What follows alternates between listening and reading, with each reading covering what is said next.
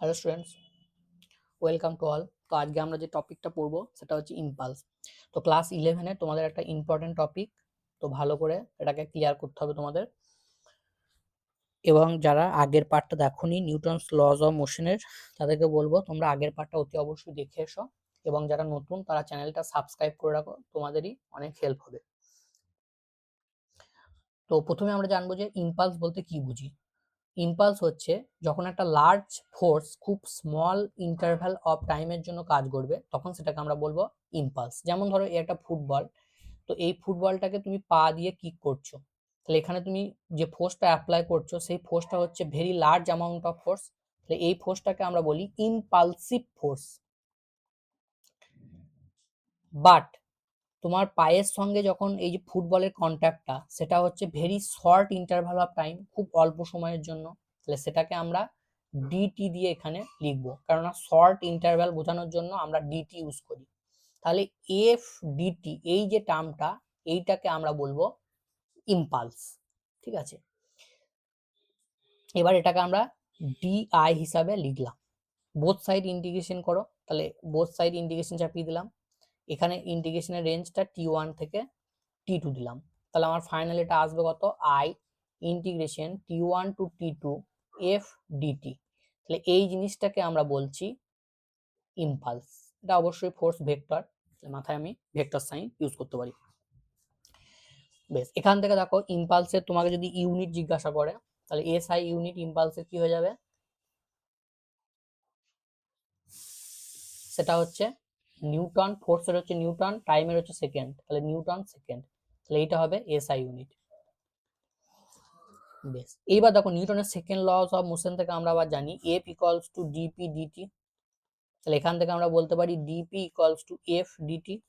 এখানে বসিয়ে দাও, তাহলে বসিয়ে দিলে এখানে ডিপি ইন্টিগ্রেশনটা টি1 টু টি2, তাহলে এটাকে আমরা পি2 মাইনাস পি1 লিখলাম। পি2টা কি, পি2টা হচ্ছে ফাইনাল মোমেন্টাম, আর পি1টা হচ্ছে ইনিশিয়াল মোমেন্টাম। তাহলে এটা কি, এটা হচ্ছে চেঞ্জ অফ মোমেন্টাম। তাহলে এখান থেকে একটা ইম্পর্টেন্ট কনসেপ্ট পেয়ে গেলে, দেখো impulse is nothing but change of momentum. তাহলে এখান থেকে আর একটা ইউনিট আসবে, সেটা হচ্ছে মোমেন্টামের ইউনিট। মোমেন্টামের ইউনিট এবং ইম্পালসের ইউনিট হচ্ছে সেম, সেটা হচ্ছে কেজি মিটার পার সেকেন্ড। তাহলে এই ইউনিটটাও দেওয়া থাকতে পারে, কোনো জায়গায় এই ইউনিটটাও দেওয়া থাকতে পারে। বেশ, তাহলে এই যে জিনিসটা বললাম impulse equal to change of momentum, এটাকে বলা হয় ইম্পালস মোমেন্টাম থিওরি। নেক্সট আমরা চলে যাব law of conservation of linear momentum. Very important একটা কনসেপ্ট, ল অফ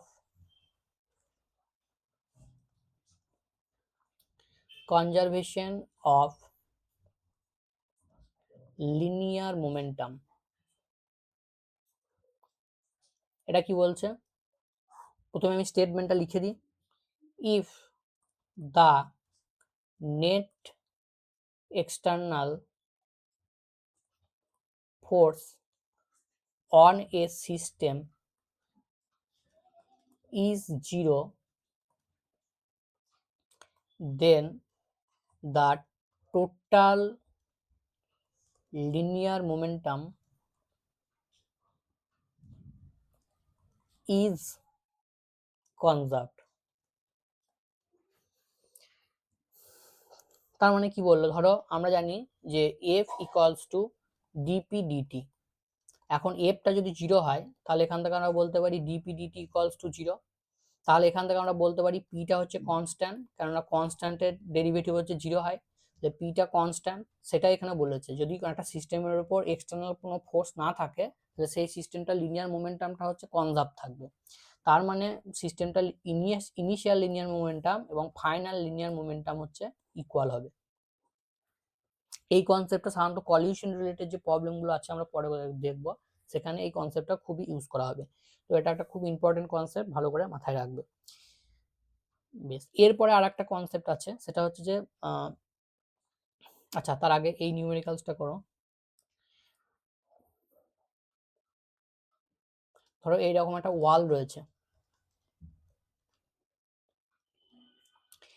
এই একটা বল এসে এরকম করে স্ট্রাইক করলো, তারপরে এই দিকে এটা রিটার্ন করলো। এই যে নর্মালটা রয়েছে ওয়ালের সঙ্গে, তার সঙ্গে আমি অ্যাঙ্গেলটা বলে দিলাম থিটা। আর এই বলটা বললাম মাস হচ্ছে এম, এ ভি স্পিডে হচ্ছে এসে স্ট্রাইক করেছে, আবার ভি স্পিডে হচ্ছে এদিকে রিটার্ন করেছে। তাহলে আমি তোমাকে বললাম যে find out impulse imparted by the wall on the ball. তাহলে কিভাবে বের করবে? আচ্ছা, তাহলে এইটাকে আমরা ইনিশিয়াল মোমেন্টাম নাম দিচ্ছি, যেটা হচ্ছে PI equals to M V. ঠিক আছে, পিআই ইকুয়ালস টু আমরা বলতে পারি এম ভি। তাহলে এইটা হচ্ছে আমার পিআই আর এইটা হচ্ছে আমার পিএফ। তাহলে ইম্পালস বের করা মানে আমাকে বের করতে হবে পিএফ আর পিআই এর হচ্ছে ডিফারেন্স। ঠিক আছে,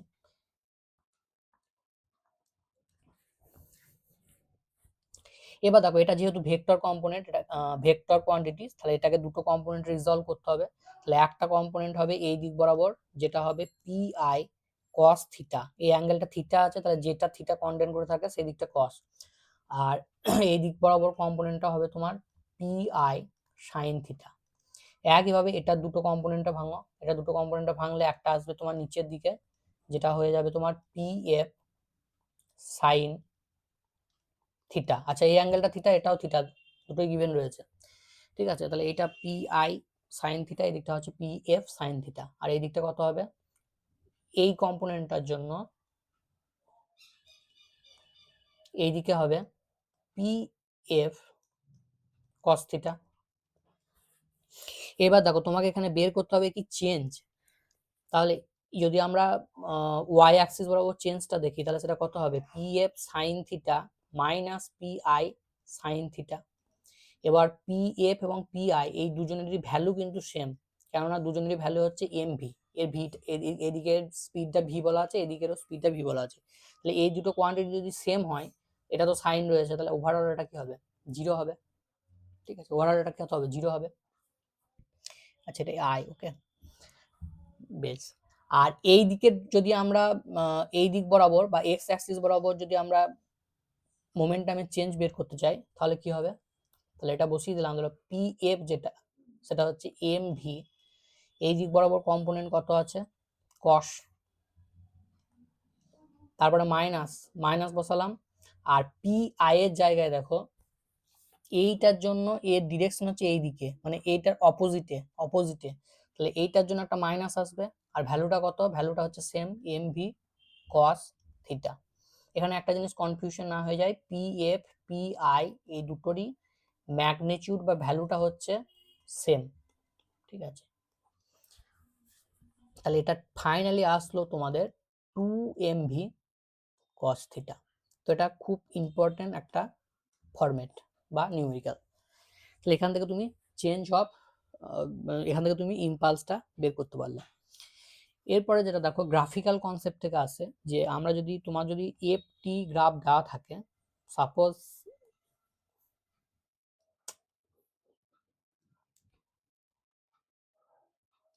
ঠিক আছে, এই দিক এই দিক এরকম একটা গ্রাফ দেওয়া আছে ধরো।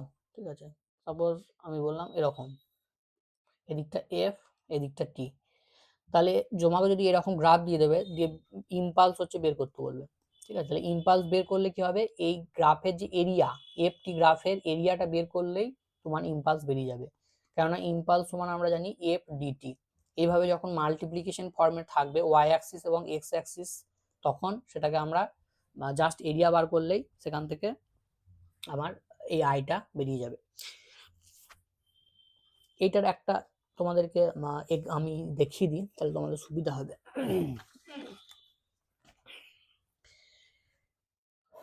ধরো এই যে প্রবলেমটা রয়েছে আমি দিলাম,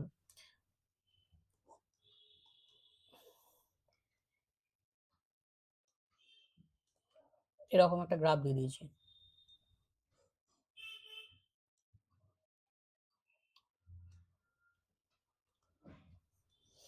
আচ্ছা, এদিকে আমি এফ নিয়েছি ইন ইউনিট অফ নিউটন, এদিকে আমি টাইম নিয়েছি ইন ইউনিট অফ সেকেন্ড। বেশ, এইবার দেখো এই যে ভ্যালুটা আছে, আমি এখানে ফোর্সের ভ্যালুটা বললাম 4, কালারটা চেঞ্জ করে দিই। আর এই যে পয়েন্টটা আছে, এইখানে টাইমটা হচ্ছে, এইখানটা টাইমটা 0, এইখানে টাইমটা 1, আর এইখানে টাইমটা হচ্ছে তোমার 3, আর এইখানে টাইমটা হচ্ছে তোমার 5, ঠিক আছে। এবার এদিকে স্কেলিং যেমন খুশি করা থাকতে পারে 1 2 3 4, ঠিক আছে। তোমার এই কোটা জায়গা লাগবে বলে এই কোটা রিডিং তোমাকে আমি দিয়ে দিলাম। এরপরে তোমাকে আমি বললাম যে ফাইন্ড ইম্পালস, ঠিক আছে। তাহলে তুমি কিভাবে করবে? তাহলে দেখো এই জাস্ট এই গ্রাফটা তোমাকে এরিয়া বের করতে হবে। তাহলে এই গ্রাফটা যদি এরিয়া তুমি বের করো তাহলেই হচ্ছে তোমার ইম্পালসটা বেরিয়ে যাবে। তাহলে এটা একটা ট্রাপিজিয়াম, ট্রাপিজিয়ামের এরিয়ার ফর্মুলা হচ্ছে হাফ ইনটু প্যারালাল সাইড দুটোর সাম। তাহলে এই সাইডটা কত, এই সাইডটার লেন্থ কত, 3 থেকে 1 বাদ দেবে, তাহলে 3 থেকে 1 বাদ দিলে 2, আর প্যারালাল সাইড হচ্ছে এইটা, তাহলে এই সাইডটা কত 0 থেকে 5, তাহলে 5, দুটো প্যারালাল সাইডের sum into distance between the parallel side, তাহলে এদের মাঝের এই যে ডিস্টেন্সটা, তাহলে এটা কত, এটা 4, এটা 0, তাহলে 4। তাহলে ফাইনালি এটা ক্যালকুলেশন করো,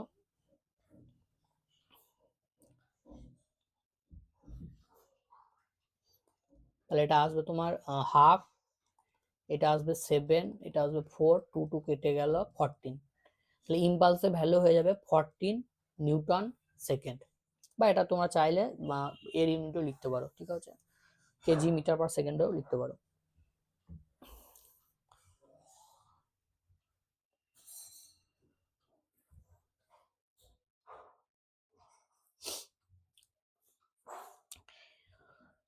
বেশ, আর একটা নিউমেরিক্যালস আছে। ধরো তোমাকে আমি দিয়ে দিলাম যে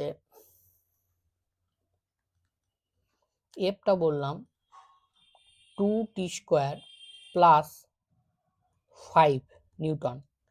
আমি বললাম ফাইন্ড আউট ইম্পালস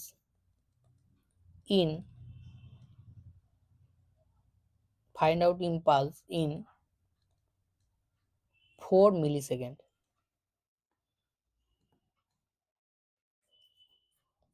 আর আমি বলে দিলাম 4, আচ্ছা এটা রেঞ্জটা চেঞ্জ করে দিই, চলো, ফর্ম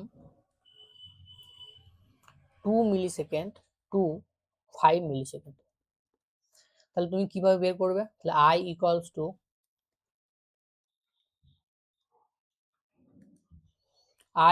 তোমার ফর্মুলা কি ইন্টিগ্রেশন f dt,